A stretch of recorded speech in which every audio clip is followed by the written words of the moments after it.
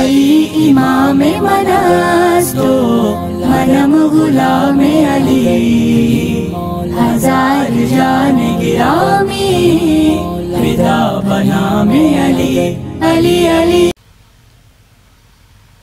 Baghdad मोहल्ला पहुंचा तो मैंने दरियाए दजला किनारे हाजिरी दी। वो दजला जिस दजला के रेत पे बहलोल दाना जन्नत बना के बेचते थे। मुहद्दिसीन के हवाले से मैंने तारीख का मुताला किया तो मुझे मालूम हुआ एक मुहद्दिस जो इल्मे हदीस पढ़ने के लिए बगदाद गए तो उस दौर में मदरसों में खाना नहीं मिलता था, अब तो खाने भी मिलते हैं माशाल्लाह। माँ ने 100 रोटियां बना के दी, बेटे ने 100 रोटी सुखा करके अपने बैग में भर लिया, चलो बगदाद पढ़ने जाएंगे। वो बगदाद पढ़ने के लिए गए। सालन था नहीं, एक रोटी लेते 24 घंटे के अंदर दजला किनारे जाते, प्याले में पानी भरते, थोड़ा नमक डालते, रोटी तोड़ करके उसी में एक रोटी 24 घंटे में खाते थे और इल्म हदीस सीखते थे। जब रोटियां खत्म हो गई तो जुब्बा बेच दिया। जुब्बा का पैसा खत्म हुआ, अमामा बेच दिया। अमामे का पैसा खत्म हुआ, जूतियां बेच दी। जूतियों का पैसा खत्म हुआ तो कुर्ता बेच दिया। और जब कुर्ते का पैसा खत्म हुआ तो रोते हुए अपने घर की तरफ लौटे कि गरीबी ने मुझे पढ़ने नहीं दी।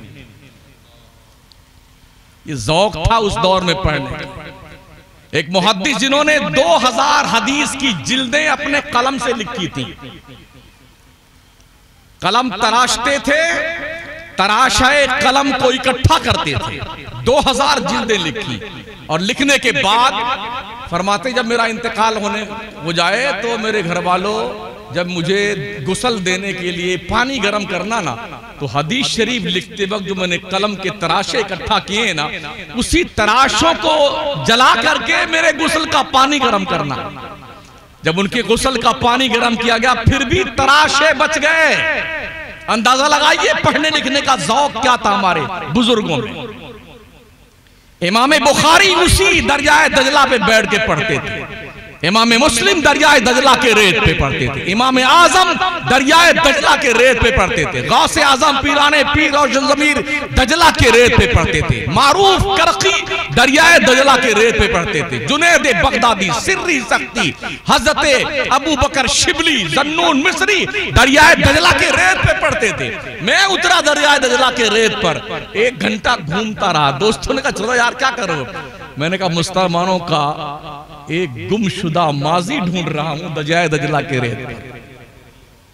ये वो दरियाए दजला जिसमें तातारियों ने जब बगदाद पे कब्जा किया था तो मुसलमानों की सबसे बड़ी लाइब्रेरी को उन जालिमों ने उठा करके आग लगा करके दरियाए दजला में फेंक दिया था ताकि मुसलमानों के पास इल्म का खजाना बाकी न रह जाए। दजला का पानी कई दिन तक काले रंग की शक्ल में बहता रहा। इतने नमक हराम अंग्रेज थे और तातारी। इल्म भी सीखा मुसलमानों से और मुसलमानों की अमानत को जाया भी कर दिया। इनके पास इतना शऊर नहीं था। जब करतबा की जामा मस्जिद और करतबा स्पेन की सरजमीन से मुसलमान को वहां से हटाया गया, शहर बदर किया गया, मुल्क बदर किया गया, तो साइंस के जो आलात मुसलमानों ने ईजाद किए थे अंग्रेजों को वो चलाना नहीं आता था जो मुसलमानों ने बनाए थे। ओ गलेलो पे फख्र करने वालों, आइंस्टाइन की हिस्ट्री पढ़ने वालों, 1000 कुरान की आयतें हैं जो साइंस की तरफ हमारी रहनुमाई करती हैं। साइंस क्या है? कुरान के दहलीज की कनीज है, भिखारी है कुरान के दहलीज की। पढ़ो तो कुरान। अफला ताक़िलून, अफला तंजुरून, अफला तदब्बरून, अफला तफक्करून।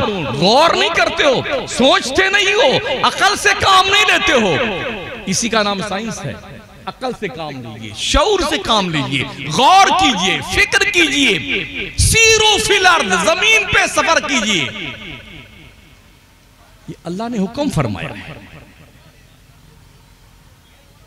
अल्लाह ने ये आदेश दिया है। आज साइंस कहती ये छोटा सितारा है, अभी ये पैदा हुआ है, ये बच्चा है, ये जवान हो गया है, ये बूढ़ा हो रहा है, ये मरने वाला है। ये कहां से सीखा इन बेटों ने? कुरान से सीखा है, कुरान से। लेकिन हमने कुरान को मुर्दों की बख्शिश के लिए फिक्स कर रखा है। जब कोई मरेगा तो कुरान पढ़ करके बख्शवा लेंगे, बस इतना ही काम कुरान का है। कुरान दुनिया की रहबरी के लिए आया है, दुनिया की कमांडरी के लिए आया है। ए मुसलमान, कुरान तुझे ये मुस्तहकम और पावरफुल बनाने के लिए आया कि दुनिया की आंखों में आंखें डालकर देख सके।